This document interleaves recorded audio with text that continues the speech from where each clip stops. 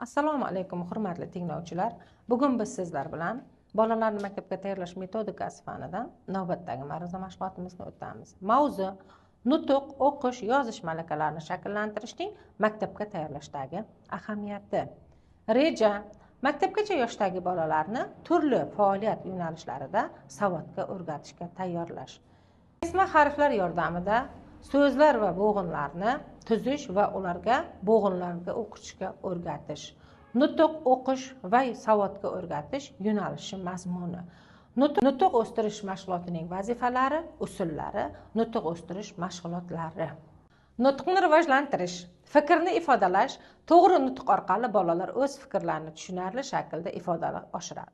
Bu ularda o'qituvchi va tengdoshlari bilan samarali muloqot qilishga yordam beradi. O'ziga ishonch. Nutq malakasini rivojlangan bolalarning o'z fikrini bildirishdan cho'chimasligi, bu esa maktabga ijtimoiy moslashuvni osonlashtiradi. So'z boyligi, keng so'z zaxirasi bolalarning matnlarni tushunishi va o'zlashtirishi uchun mos sharoit yaratadi. O'qish malakalarini shakllantirish, bilim olish. O'qishni o'rganishda bolalar atrof muhit haqida yangi bilimlarni egallashga yordam beradi. Ularni tushunish. O'qishga tayyorgarlik bosqichida bolalar so'zlar va iboralarni tanib, ular orqasida bo'g'inlarni tushunishni o'rganadi. Bu kelgusida matn, so'zlarni, mavzularni chuqurroq o'rganishni ta'minlaydi. Xotirani rivojlantirish. O'qish jarayonini bolalarning eslab qolish va konsentratsiya qilish qobiliyatini kuchaytiradi. Yozuv malakalarini shakllantirish, qo'l motorikasi. Yozishni o'rganish mayda motorikani rivojlantirishni qo'llab-quvvatlaydi. Bu esa bolalarning diqqat e'tibori va qo'l motorikalarini harakatlarini boshqarishda ijobiy ta'sir qiladi. Ijodkorlikni rivojlantirish.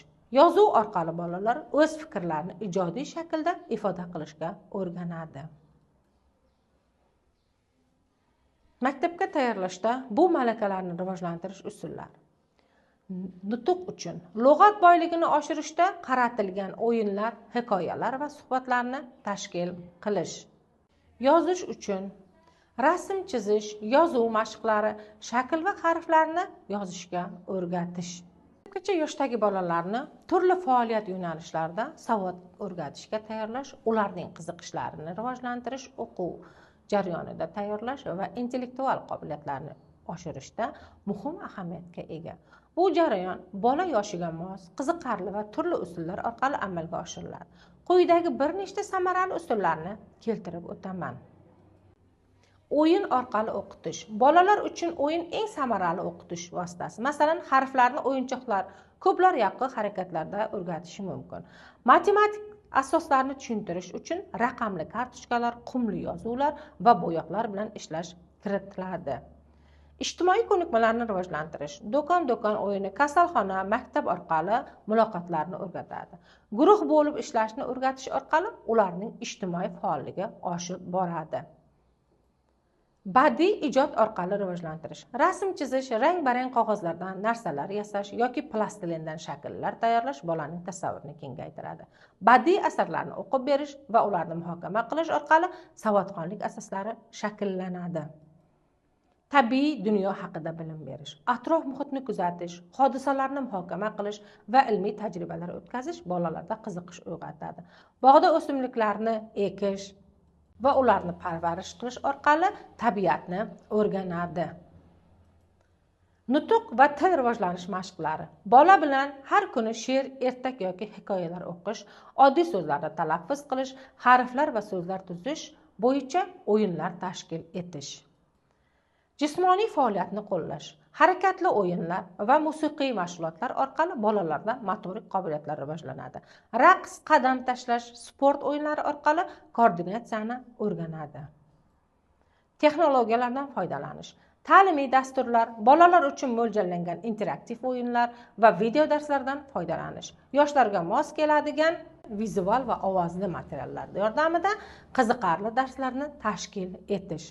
Tavsiya: Har bir mashg'ulot qisqa, qiziqarli va bolalarning diqqatini jalb qiladigan tarzda bo'lishi kerak. Shuningdek, ularning rivojlanish darajasi va shaxsiy qobiliyatlarini inobatga olish zarur hisoblanadi. Bolalarni kesma harflar yordamida bo'g'in va so'zlarni tuzishga hamda ularni bo'g'in olishga o'rgatish jarayoni quyidagi qadamlarni o'z ichiga oladi. Kesma harflar tayyorlash. Har bir harf alohida qog'oz bo'lagiga yozib chiqiladi. Harflar katta va aniq yozilgan bo'lishi kerak. Harflar qalinroq qog'oz yoki kartochkada yozib chidamliligi aniqlanadi.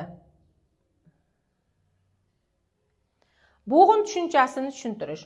Bo'g'in so'zining talaffuz yordamida bir zarba bilan aytilgan qismi ekanligini tushuntiradi.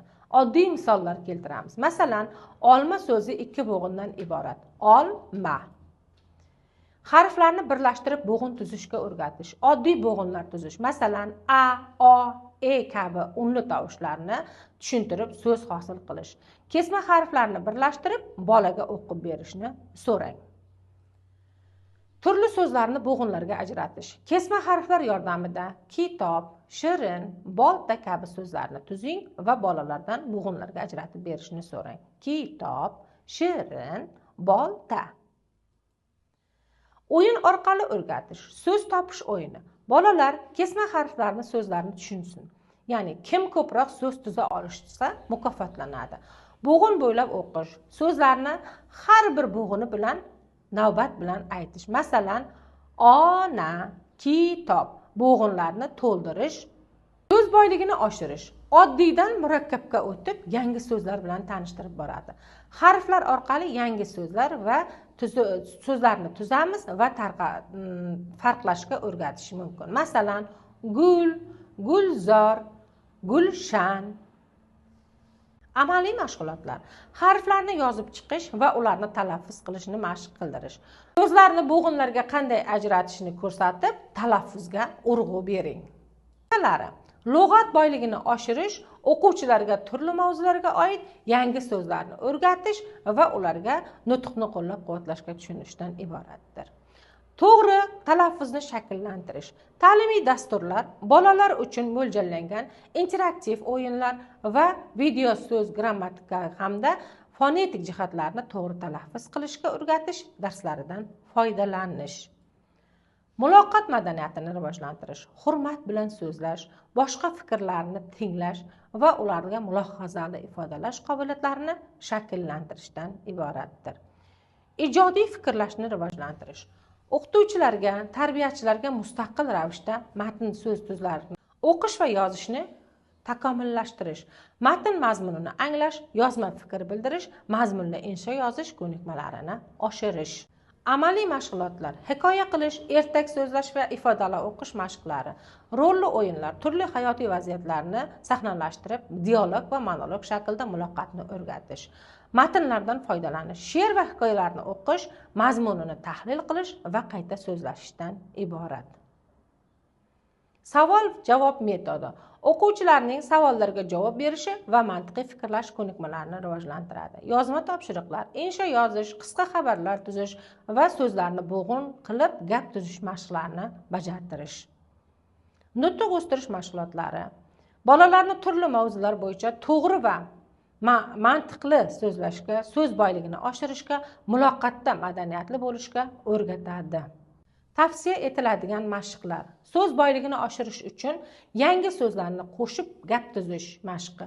Masalan, o'quvchilar bilan bir nechta so'z beriladi va ulardan foydalanib mazmunli gap tuzadi. Talaffuzni rivojlantirish: tez aytishlarni takrorlash mashqi. Masalan, tez aytib tushunib tez ayt. Yozma ishlash mashqi. Qisqa insho yozish. Masalan, men uchun eng qadrli narsa mavzusida yozma ish bajarish. O'yinlar orqali nutqni o'stirish. So'z zanjiri. Har bir bolalar oldingi so'z oxiridagi harflar bilan ishlanadigan yangi so'z aytiladi. Rasm bo'yicha hikoya tuzish. Rasm asosida kichik hikoyalar tuzish. Bunday mashg'ulotlar bolaning muloqot qobiliyatlarini, ijodkorligini va nutqini oshirishda samarali hisoblanadi. Xulosa ekan-ku, shoshmang, endi qaytadan qilamiz shu yerni.